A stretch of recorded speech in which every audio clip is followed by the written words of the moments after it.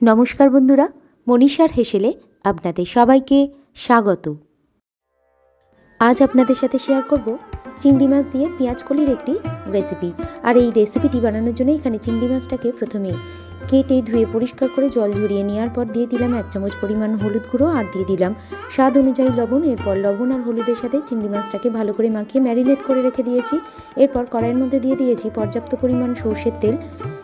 Marinate করে রাখা চিংড়ি মাছটাকে কড়াইয়ের মধ্যে দিয়ে ভালো করে ভেজে নিয়েছি। এরপর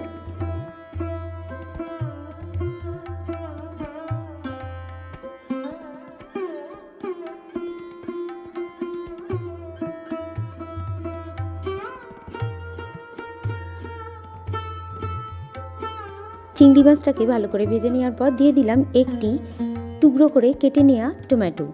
টমেটোর সাথে চিংড়ি মাছটাকে ভালো করে কষিয়ে নেব। এরপর টমেটোটা যাতে তাড়াতাড়ি নরম হয়ে আসে সেই জন্য এই সময় দিয়ে দিলাম স্বাদ অনুযায়ী লবণ। আবারও টমেটো আর চিংড়িটাকে ভালো করে কষিয়ে নিয়েছি। এরপর কেটে ধুয়ে পরিষ্কার করে রাখা আলু আর পেঁয়াজ কলিটাকে কড়াইয়ের মধ্যে দিয়ে দিলাম। পেঁয়াজ কলি আর আলুটাকে চিংড়ি মাছের সাথে ভালো করে ভেজে নিয়েছি। এরপর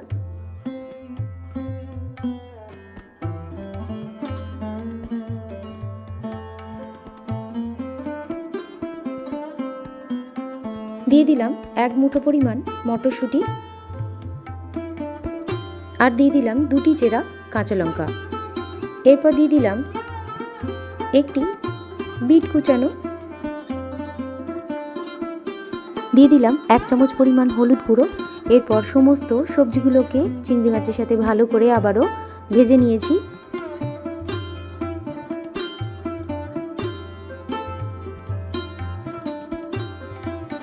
সবজিগুলোকে ভেজে নেওয়ার পর ঢাকা দিয়ে দেব যাতে সমস্ত সবজিগুলো সিদ্ধ হয়ে আসে। ঢাকাটা খুললেই তৈরি হয়ে গেল আজকের রেসিপি চিংড়ি মাছ দিয়ে পেঁয়াজ কলি। ভাত অথবা রুটি, পরোটা, লুচি ইত্যাদির সাথে পরিবেশনের জন্য একেবারে প্রস্তুত। অন্যান্য রেসিপির মতো আজকের রেসিপিটি যদি আপনাদের ভালো লেগে থাকে বন্ধুরা, অবশ্যই আমার এই ছোট্ট চ্যানেলকে এগিয়ে যেতে সাহায্য করবেন। লাইক, কমেন্ট, শেয়ার করবেন। আর চ্যানেলে নতুন কোনো বন্ধু হয়ে থাকলে চ্যানেলটিকে সাবস্ক্রাইব করে পাশে থাকবেন। এই ধরনের রেসিপি সবার প্রথম দেখার জন্য পাশে থাকা বেল আইকনটিতে প্রেস করে রাখবেন। আর ফেসবুক থেকে কেউ দেখে থাকলে পেজটিকে ফলো এবং লাইক করে রাখবেন। রেসিপিটি শেষ পর্যন্ত দেখার জন্য আপনাদের সবাইকে ধন্যবাদ। সবাই ভালো থাকবেন, সুস্থ থাকবেন। আবারও চলে আসবো নতুন কোনো রেসিপি নিয়ে।